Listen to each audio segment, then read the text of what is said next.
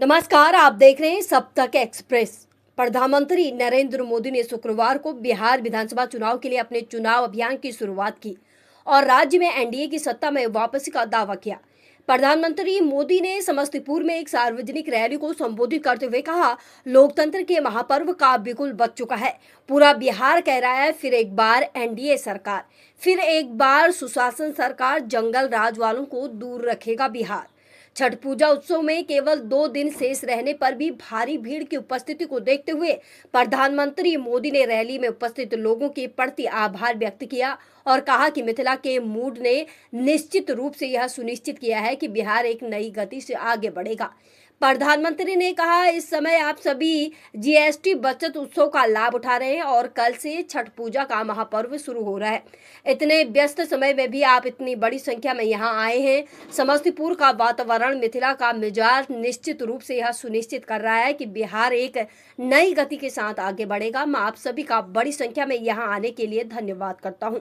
नई रफ्तार से चलेगा बिहार जब फिर आएगी एनडीए सरकार। प्रधानमंत्री मोदी ने समाजवादी नेता कर्पूरी ठाकुर को श्रद्धांजलि अर्पित की और उन्हें अपनी सरकार के लिए प्रेरणा बताया। उन्होंने कहा, आज का दिन मेरे जीवन का अत्यंत महत्वपूर्ण दिन है। यहाँ आने से पहले मैं कर्पूरी ग्राम गया था, जहाँ मुझे भारत रत्न जननायक कर्पूरी ठाकुर को नमन करने का अवसर मिला। यह उन्हीं का आशीर्वाद है कि आज हम जैसे पिछड़े और गरीब परिवारों के लोग इस मंच पर खड़े हैं।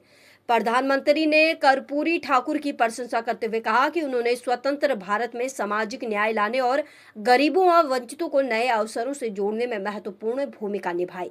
उन्होंने आगे कहा, हमने गरीबों, दलितों, महादलितों, पिछड़े वर्गों और अत्यंत पिछड़े वर्गों के हितों को प्राथमिकता दी है। हमारी सरकार ने सामान्य वर्ग के गरीबों को 10% आरक्षण देने का महत्वपूर्ण निर्णय लिया है। यह भाजपा एनडीए ही है जिसने अनुसूचित जातियों और अनुसूचित जनजातियों के लिए आरक्षण को अगले 10 वर्षों के लिए बढ़ा दिया है।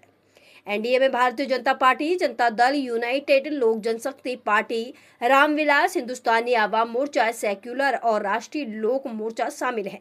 इसके अतिरिक्त प्रशांत किशोर की जनसुराज पार्टी ने राज्य की सभी 243 सीटों पर दावा पेश किया है। विधानसभा चुनाव 2 चरणों में है। 6 और 11 नवंबर को होंगे। नतीजे 14 नवंबर को घोषित किए जाएंगे। सब तक एक्सप्रेस में फिलहाल इतना ही। आज बिहार का ऐसा कोई कोना नहीं है जहां विकास का कोई न कोई काम न हो रहा है।